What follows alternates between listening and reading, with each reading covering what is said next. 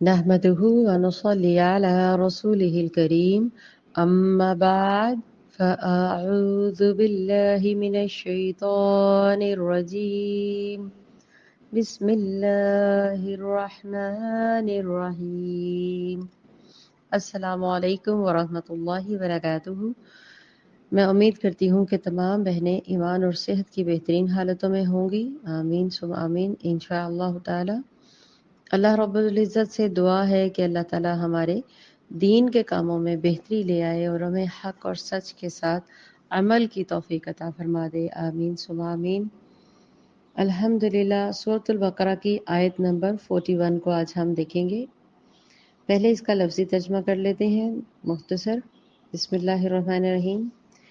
وَآمِنُوا اور ایمان لاؤ، بما اس پر جو انزلتا نازل کیا میں نے، مصدقا لما تصدیق کرنے والا ہے، لما اس کی جو معکم تمہارے پاس ہے، ولا اور نہ تکونو تم بنو اولا پہلے کافرم بھی کفر کرنے والوں کے ساتھ، بھی ان کے ساتھ، ولا اور نہ تشتارو اور نہ تم خریدو بیایاتی میری آیات کے بدلے، ثمناً قیمت، قلیلاً تھوڑی سی قیمت، وَإِيَّايَ اور صرف مجھ ہی سے، فاتقو مجھ ہی سے تم ڈرو، پس مجھ ہی سے تم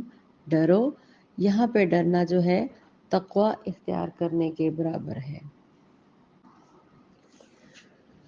وَآمِنُوا بِمَا أَنزَلْتُ مُصَدِّقًا لِمَا مَعَكُمْ اور ایمان لاؤ اس کتاب پر جو میں نے نازل کی ہے، جو تصدیق کرتے ہوئے آئی ہے اس کتاب کی جو تمہارے پاس ہے۔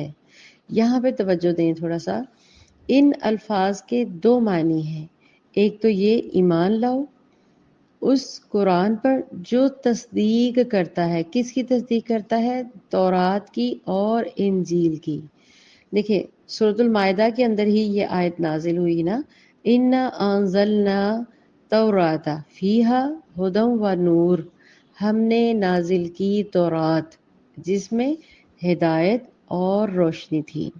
اسی طرح مائدہ کے اندر ہی دوسری اس کے آگے آیت ہے، وَآتَيْنَاهُ الْإِنْجِيلَ فِيهِ هُدًى وَنُورٌ اور ہم نے اس عیسیٰ علیہ السلام کو دی انجیل جس میں ہدایت اور روشنی تھی۔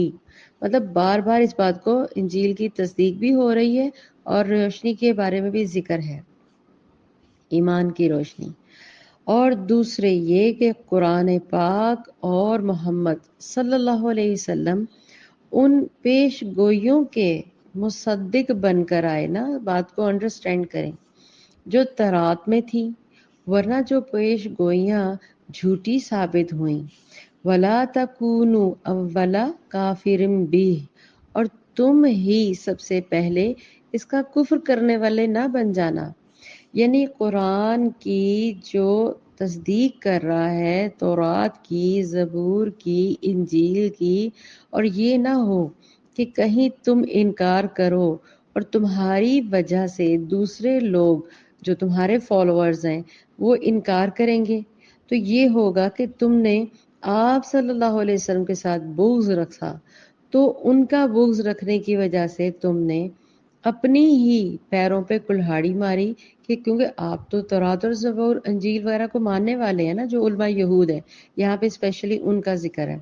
علماء یہود کے ساتھ کہا جا رہا ہے کہ اگر تم نے آپ صلی اللہ علیہ وسلم کا انکار کیا یا قرآن جو ان پر نازل ہوا اس کا انکار کیا، کہتے تھے نا کہ یہ تو آپ صلی اللہ علیہ وسلم کی نعوذ باللہ من گھڑت باتیں ہیں یا وہ اپنی طرف سے کہتے ہیں، تو جب آپ نے ان کی وجہ سے قرآن کا انکار کیا، جبکہ قرآن کے اندر تو تمہاری ہی جو کتابیں ہیں، تورات ہے، زبور ہے، انجیل ہے، یہ تو ان کی تصدیق کر رہا ہے کہ ہاں یہ کتابیں اللہ کی ہیں اور اللہ تعالیٰ نے اس میں حضرت عیسیٰ علیہ السلام کو یہ چیزیں عطا کی، حضرت موسیٰ علیہ السلام کو یہ دیا گیا، اور حضرت جو نوح علیہ السلام ہے، ان کو یہ نوازا گیا، تو اب تم انکار کرو گے تو تم نے تو اپنی ہی چیزوں کا انکار کر دیا۔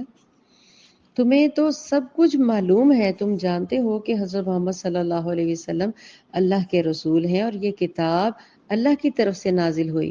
تم تو آخری نبی اکرم صلی اللہ علیہ وسلم کے خود انتظار میں تھے۔ آپ جانتے ہیں خود یہود یہ دعائیں کیا کرتے تھے کہ اللہ ہمارے میں کوئی نبی بھیج ہدایت کے لیے۔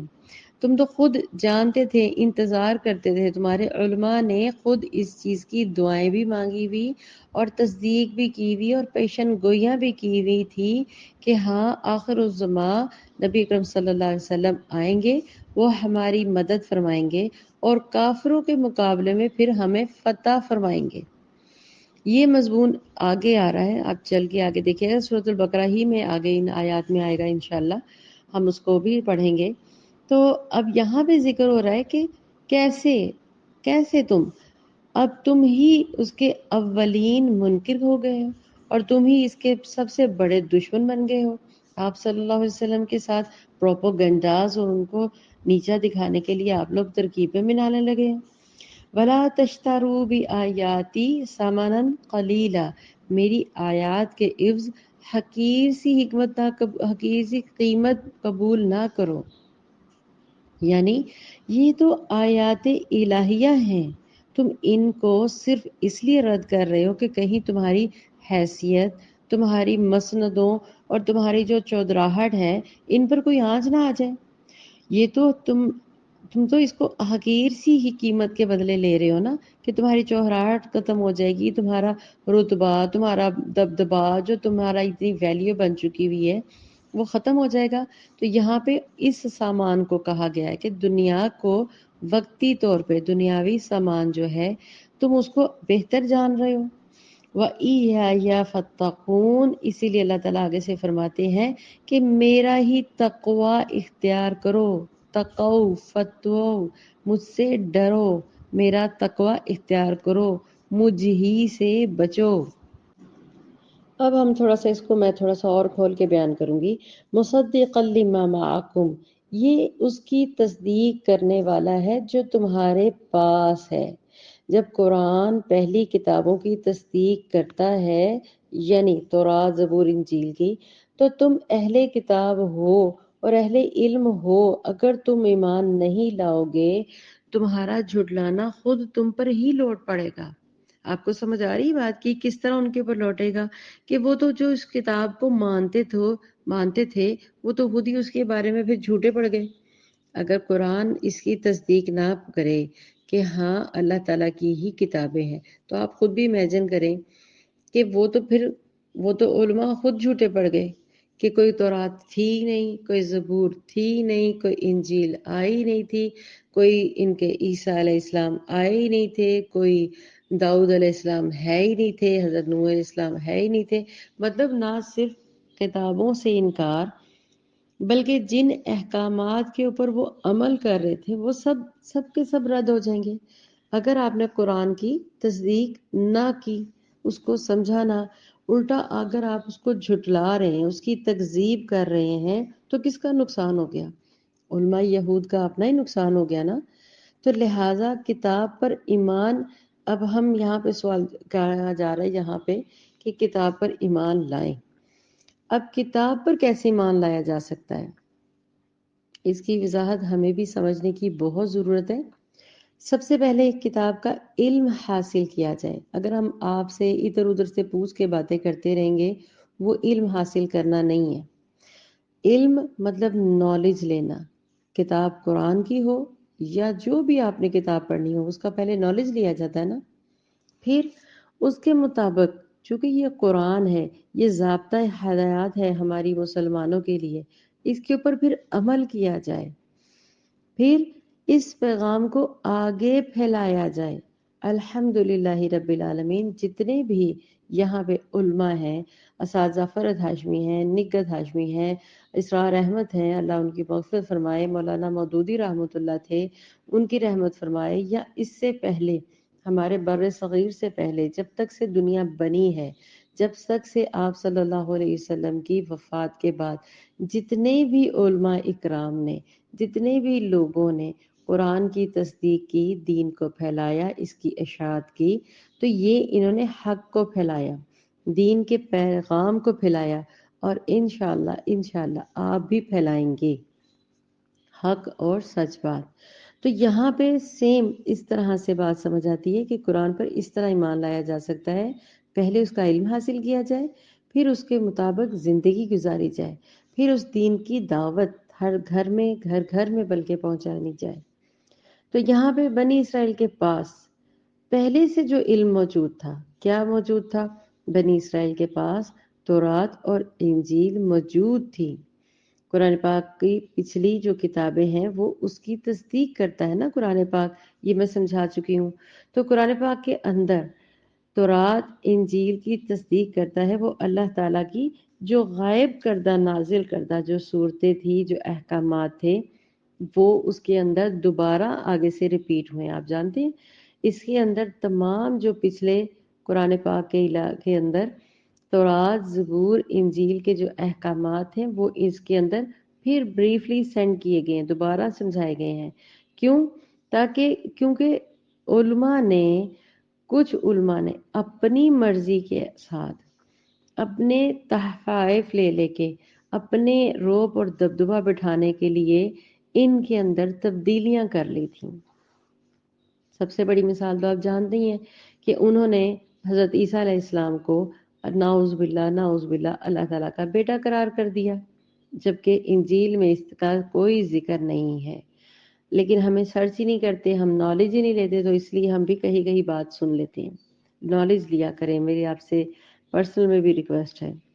تو اللہ تعالیٰ نے پیغمبروں کو نازل کیا گیا، اور پھر کچھ پیغمبروں کو کتاب بھی نازل فرمائی ان کے اوپر، لیکن جو قرآن پاک کے اندر لکھا ہے اس کو تو ہم بیان کر دیتے ہیں۔ اس کی تصدیق جب کرنے کے لیے کہا کہ نبی اکرم صلی اللہ علیہ وسلم اس کی تصدیق کریں، اور علماء کو بتایا کہ جو احکامات تم اپنی مرضی سے تم نے ایڈ کیے ہیں ایسا کچھ بھی اللہ تعالیٰ نہیں فرماتے، تو انہوں نے کیا کیا؟ الٹا آپ صلی اللہ علیہ وسلم کے ہی برخلاف ہو گئے اور سرے سے ماننے سے انکار کر دیا، حتیٰ کہ یہ خود، ہم آگے پڑھیں گے، یہ خود آپ صلی اللہ علیہ وسلم کے لیے دعائیں کیا کرتے تھے، کیونکہ ان کے راہب جو تھے، جو ان کے علماء تھے، وہ اپنے مرنے سے تک یہ ان کو بتاتے رہے ہیں کہ ایک نبی آئیں گے آخر میں، کبھی ان کا نام محمد ہے، کبھی احمد ہے، کبھی کوئی الگ الگ نام سے ہیں ان کا نام، تو ان کی کتابوں میں موجود تھا، اور کہا گیا تھا کہ وہ آئیں گے، وہ آخر الزماں ہوں گے اور وہ تمہیں نجات دلائیں گے۔ لیکن انسانوں میں، مسلمانوں میں نہیں، وہاں کے جو علماء تھے ان میں بہت بڑا نام تھا۔ چلیے میں آپ کے ساتھ بتاتی ہوں۔ علامہ بغوی رحمۃ اللہ فرماتے ہیں کہ یہ آیت قاب بن اشرف اور دیگر علماء یہود کے بارے میں نازل ہوئی۔ قاب بن اشرف کے بارے میں آپ سرچ کیجئے گا نیٹ سے، آپ کو ڈیٹیلز مل جائیں گی۔ یعنی وہ کفر کی حد تک نکل گیا، اس میں آگے بڑھ چڑھ گیا، اور علماء یہود اس کے ساتھ سارے موجود تھے۔ کیوں وہ اس طرح کر رہے تھے؟ آپ صلی اللہ علیہ وسلم کو کیوں جھٹلا رہے تھے؟ انہوں نے اپنی مرضی کا دین بنا لیا تھا نا۔ یہودیوں نے ان کا دین، ان کا آباء و اجداد، ان کا وہ رواج بن چکا ہوا تھا۔ شراب نوشی عام تھی، سود بے شمار تھا، بچیوں کا قتل عام تھا، 10 کی بجائے لونڈیاں، بیویاں، کوئی شادی کا کوئی پراپرلی نکاح کا رواج نہیں تھا، اور اس طرح کی کافی زیادہ رسومات وہ ان کے اوپر لاحق کر لیے تھے، اور جو بڑا رتبے پہ آ جاتا تھا اس کے اندر عاجزی تو آنی ہی نہیں تھی، اس نے اپنے روب دبدبے میں اپنے سے نیچے لوگوں کو دبا کے رکھنا تھا۔ مطلب اس طرح کے تمام جو برائیاں تھی وہ عام ہو چکی ہوئی تھی۔ بیٹوں کو وہ زندہ رکھتے تھے، اور جو بیٹیاں ہوتی تھیں ان کو اپنے گھروں میں لونڈیاں اور بادیاں بنا کے اور سبھی کچھ کیا جاتا تھا، استغفر اللہ۔ تو لہذا جب قرآن نازل ہوا، آپ صلی اللہ علیہ وسلم کے اس کی تصدیق بھی کی اور اپنی آیات بھی سنائیں کہ یہ اللہ تعالیٰ فرماتے ہیں، تو ان یہود نے اس کا انکار کرنا شروع کر دیا کہ یہ کیا، ہمیں اپنی جائیدادیں مساوات کے چکر میں بانٹنی پڑیں گی، ہمیں جہاد کرنا پڑے گا، ہمیں یہ کیا، ہمیں عورتوں کی عزت کرنا پڑے گی، تو لہٰذا یہ تمام روب اور دبدبہ ان کو چھوڑنا پڑے گا۔ تو لہٰذا ان کو اپنے بزرگوں کی سعادت سے جو گدیوں پر بیٹھے ہوئے تھے ان سے نیچے اترنا پڑے گا۔ یہ وہ تمام وجوہات تھی چھوٹی چھوٹی جن کی وجہ سے وہ پریشان ہو گئے، اور انہوں نے کہا ہم سرے سے انکار کرتے ہیں۔ تو کیا کیا انہوں نے؟ یہاں پہ ایک اور لائن جو ہے سمنن قلیلا، یہاں پہ میں بتاؤں ولا تشترو، یہاں پہ بیچنے کا ذکر آیا۔ کیوں بیچنے کا؟ لین دین کیا جاتا ہے نا۔ بی آیاتی، میری آیات کو، سمنن قلیلا مطلب تم بھئی دیکھیں، میں چاہتی ہوں جیسے ہم وکیل کے پاس جاتے ہیں، ہم اس کو 1,00,000 2,00,000 روپیہ اور دیتے ہیں، نہیں کیس میرے حق میں کروا دو، استغفر اللہ نعوذ باللہ، کہ مطلب کہ یہ جائیداد کہیں میری بہن کو نہ مل جائے، میرے بھائی کو نہ مل جائے، یا فلاں فلاں کی طرف نہ چلی جائے، یا فلاں بیوہ کی طرف نہ اس کا کہیں پہ یتیم کا حصہ نکل آئے، تو یہ پیسے لو اور میری طرف لگا دو۔ آج کے دور میں بھی یہی کچھ چل رہا ہے نا۔ اسی طریقے سے جو یہود تھے وہ بھی یہی کیا کرتے تھے، مال متاع زمین چیزیں لین دین کرتے اور اپنے معاملات جو تھے اس کے حق میں وہ فیصلہ دے دیتے۔ تو اللہ تعالیٰ کی یہ وعید آئی، یہ ان کو تنبیہ کیا گیا کہ منع کیا گیا کہ میں نہ ولا تشترو، نہ بیچو میری آیات کو، اور مطلب آیات کو موڑ توڑ کے ان کا معنی بتانا کہ اس طرح سے اللہ تعالیٰ نہیں، یہ تو بات اللہ نے بھی فرمائی ہے، یہ تو اس طرح ہے، تو لہٰذا اس طرح سے اللہ تعالیٰ یہ فرماتے ہیں آیات کو میری غلط طریقے سے مت بیچو، تھوڑی قیمت نہ لگاؤ، دین حق کو آباء و اجداد اور دین بنانا اور رسم و رواج کی پیروی کرنا یہ ان کا معمول بن گیا تھا۔ نذرانوں حقیر ہدیوں کی خاطر اللہ تعالیٰ کا دین چھوڑ دیتے تھے، وہ اپنے مذہبی اور علمی برتری کی وجہ سے لوگوں سے محبت چھوڑ دیتے تھے، بلکہ اپنا رعب اور دبدبہ رکھنا چاہتے تھے، مال لے کر ان سے، چیزیں لے کر ان سے، ان کی لونڈیاں ان کی عورتیں وہ لے کر ان سے، مطلب ان کو معاوضے تحفے تحائف کہہ کے اس طرح سے لوٹنا اور غلط غلط غلط فتوے دینا۔ یہ علماء کا، یہود علماء کا اسپیشلی یہ عام رواج ہو چکا ہوا تھا۔ لیکن جب اللہ تعالیٰ کی طرف سے نبی اکرم صلی اللہ علیہ وآلہ وسلم تشریف لائے اور جب قرآن بھی نازل ہوا تو آپ صلی اللہ علیہ وسلم نے ان کو ہدایت کی جب علم کی روشنی دکھائی تو وہ انہوں نے کیا کیا؟ سرے سے ہی انکار کر دیا۔ اس لیے کہا کہ تم لوگ کہیں کفر کرنے والے نہ بن جانا، اگر تم کفر کرو گے تو لازمی بات ہے تمہارے سارے فالوورز تمہیں ہی مانیں گے نا، تو کیا ہوگا پھر؟ ان جو فالوورز ہیں ان کا گناہ بھی تمہارے سر چڑھے گا، اور جو دنیا کے آخر تک لوگ آئیں گے وہ بھی یہی کہیں گے نہیں نہیں وہ ہمارے علماء یہود جو تھے وہ صحیح کہتے تھے۔ آج بھی یہ لڑائیاں اسی طرح سے جاری ہیں، آپ جانتے ہیں۔ تو اللہ تعالیٰ پھر کیا فرماتے ہیں؟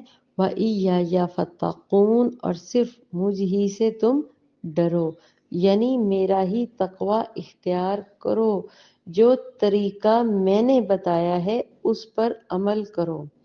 جو عذاب تمہارے بڑوں پر آیا ہے وہ آپ کو یاد ہوگا کہ کیسے انہیں کیا بنایا گیا تھا، ان کے بڑوں کے ساتھ کیا سلوک ہوا تھا، انہیں بندر اور سور بنا دیا گیا تھا، ان کی شکلیں مسخ کر دی گئی تھی۔ تو اللہ تعالیٰ پھر یہی کہہ رہے ہیں فتقو، اور مجھ ہی سے ڈرو، میرے ہی بتائے ہوئے تقوی کو اختیار کرو اور میرے سوا کسی اور سے نہ ڈرو۔ جب تم صرف اللہ سے ڈرو گے تو یہ چیز تم میں تقوی اور تھوڑی سی قیمت کے مقابلے میں آیات الہی پر ایمان کو مقدم رکھنے کی موجب ہوگی۔ ٹھیک ہے، بات سمجھ آ گئی؟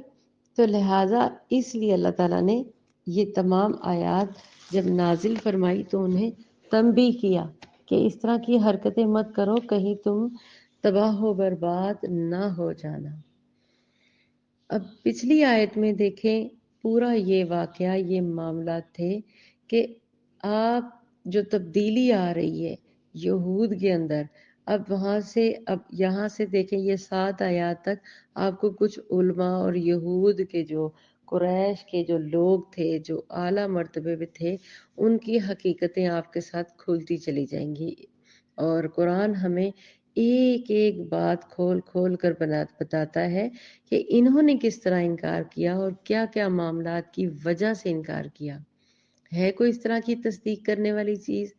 یہ صرف ہمیں قرآن سکھاتا ہے۔ آپ صلی اللہ علیہ وآلہ وسلم پر قربان جائیں کہ جنہوں نے ایسے اکڑے ہوئے لوگوں کا تزکیہ کیا، محبت کے ساتھ دین کی اشاعت کی، نہ کہ ان کے رعب اور دبدبے اور لڑائیوں کے ساتھ ان کے ساتھ یہ مقابلہ کیا۔ ہمیں بھی چاہیے کہ ہم اپنے ارد گرد محبت کے ساتھ اگر کوئی غلط کام ہو رہا ہے تو اس کو غلطی کے ساتھ اس کو سمجھائیں، یہ نہ کہیں کہ نہیں میں بڑا ہوں اور میں نے جو سیکھا ہے وہی صحیح ہے۔ چھوٹوں کی بات بھی مانیں، بڑوں کی بات کو بھی سمجھ کر تو پھر ان کو سمجھائیں کہ ہم غلط کر رہے ہیں، ورنہ کہیں ہمارے معاملات پر بھی اللہ تعالیٰ غضب نہ ڈال دیں، کہیں اللہ تعالیٰ بھی ہم سے ناراض نہ ہو جائیں، اور ہم دنیا میں بے شک وقتی طور پہ کامیابی حاصل کر لیں، آخرت میں کیا ہوگا سوائے جہنم کے اور کوئی ٹھکانہ نہیں ہوگا۔ اللہ تعالیٰ ہم سب کو اپنی پناہ میں رکھے، سچ اور حق کا ساتھ دینے کی توفیق عطا فرمائے۔ آمین ثم آمین، وآخر دعوانا ان الحمد للہ رب العالمین۔ السلام علیکم ورحمۃ اللہ وبرکاتہ۔